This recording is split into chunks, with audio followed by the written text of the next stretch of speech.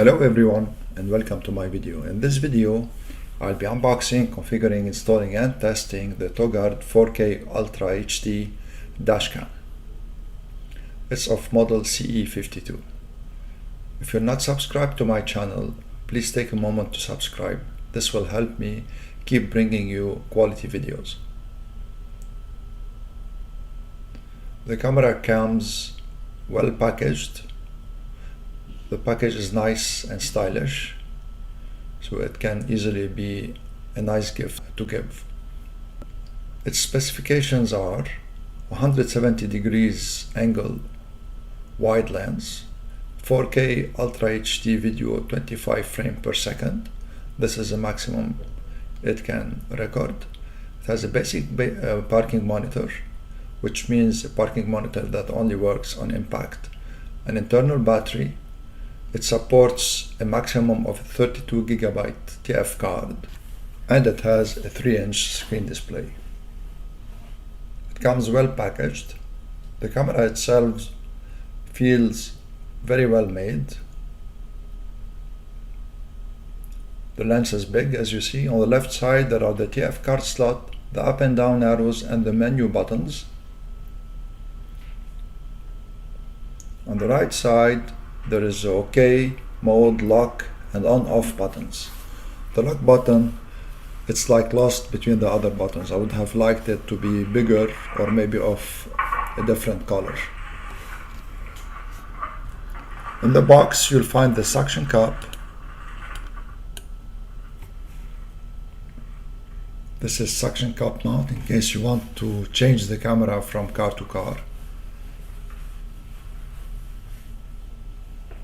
A trimming tool with some cable guides with self-adhesive on them. This is a mini USB charging cable. Unfortunately, it has no USB outputs, so it will monopolize your 12-volt car charger. This is a small permanent mount.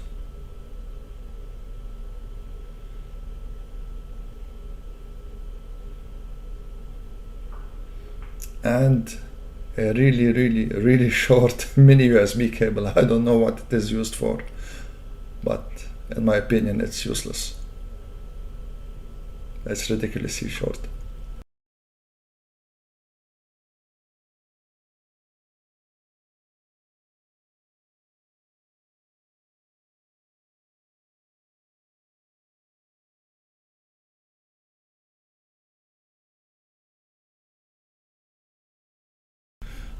I'm using here a Samsung Pro TF card. So 32 GB is not sufficient in my opinion for a 4K camera. Configuring the dashcam is easy. Once you plug it in, it will turn on. If it has a formatted TF card, it will start recording immediately. To stop recording, press the OK button on the right. And to configure the camera, press the menu button on the left. If the camera is in video mode, it will go to the configuration of the video. Here I'm putting the video resolution for 4K 25 frames per second. Video quality, keep it on very good. Loop recording, it has 3 options. I'm keeping it on 1 minute. Travel lapse, I think they mean by this time lapse. Keeping it off here. White balance is automatic. Contrast, keeping it on 0 too. Exposure also on 0. So let the camera handle it automatically. Power on recording, of course I want that. Each time you power on your car, you turn on your car, the camera will start recording. Timestamp is also useful. I'm keeping it on. Plate number stamp, I don't like to put it. If you press the menu button again, it will take you to the configuration, like the general settings of the camera. Parking monitor, I'm putting it here on a sensitivity level of middle. G-sensor also, I like to put it on low, so the camera doesn't lock files if I go to a path hold. Recording sound, yes. Volume, put it on high. ketone, yes, I like to put it on, leave it on. Light frequency 50 or 60 Hertz is automatic. Card info, as you see here, it has still like 30 gigabyte, and delay shutdown on 5 seconds. Format here, I'm reformatting the TF card. As you see, like the TF card takes a couple of seconds to format. And for languages, it has like English, French, okay, someone misspelled French here, Germany, Spain, and Japanese. Keeping the language on English, and here you can set the date and time. Screensaver, it's very important to set it. I'm putting it here on 60 seconds, so the screen will turn off after I start driving by 60 seconds. The firmware version, it's pretty new. It's from 10.5.2019. To go to the camera settings, press on the mode button to go to the camera, and then press on the menu. We'll go here to the camera settings. I'm gonna go by them quickly, keeping them mainly by default to the maximum. Installing the cam is easy.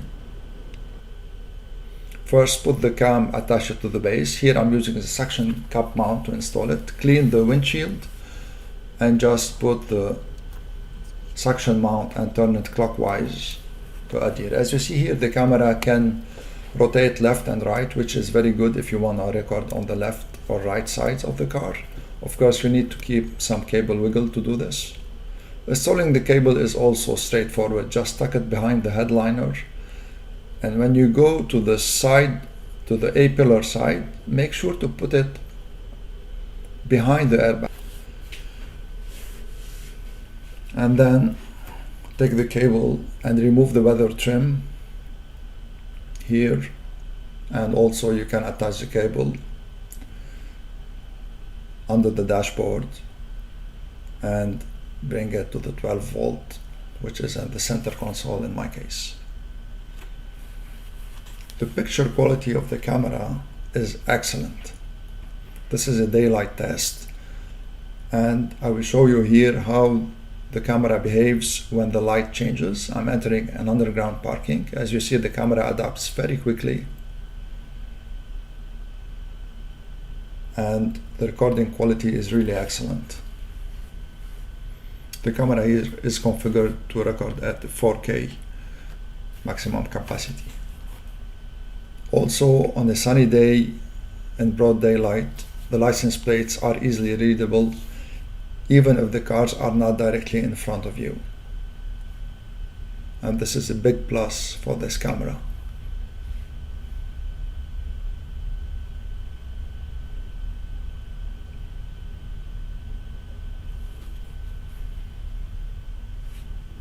As you see here, license plates are really clear. On the highway, it's the same thing. The camera records all the lanes of the highway. This is a 4-lane highway, so the picture quality is excellent and everything is crystal clear. Road signs also are very clear.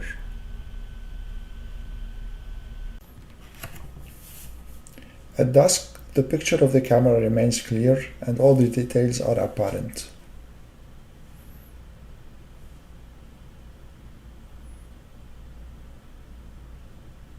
As you can see here, all the details are good and the picture remains clear. It's a nice weather today in Montreal. It's 27 degrees Celsius outside and the temperature is not too high.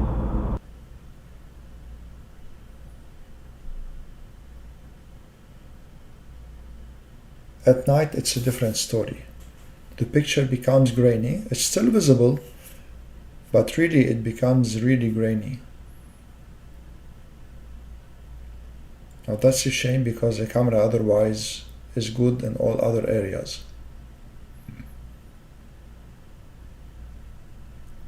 I hope you enjoyed this video and found it useful. If you did, please don't hesitate to give it a thumbs up and subscribe to my channel. Thank you all for watching.